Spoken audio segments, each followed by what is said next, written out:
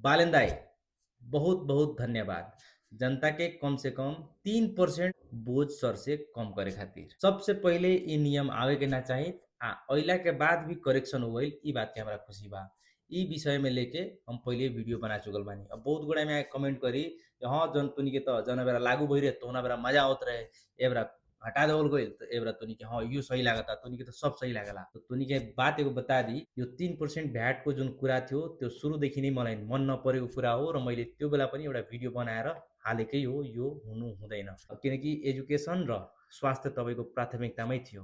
त्यो बेलाको तपाईँको भाषण र अहिलेको यो नियम हेरेर एकदम चित्त दुखेकै थियो र भिडियो मैले बनाएर हालेकै थिएँ। तर जब आज तपाईँले यो 3% भ्याट रिमुभ गरेको मैले पोस्ट हेरेँ, मलाई एकदम खुसी लाग्यो। हामी तिमीहरू जस्तो झोले होइन, तिम्रो नेताले जे गर्यो त्यसैमा खुसी हुने हामी त्यस्तो खालको मान्छे परेनौँ। चाहिने बेला हामीले सरकारको विरोध गरेकै हौँ र अझै पनि फेरि भन्दैछु, जुन बेला सरकारले अलिकति जनताको विपरीत काम गर्यो भने त्यसमा हामीले आवाज उठाउनेछौँ।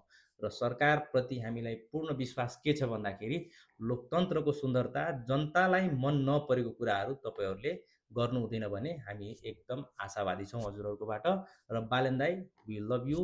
तपाईँले आफ्नो बाचा अनुसार काम गर्नुहोस्, देश तपाईँको साथमा छ।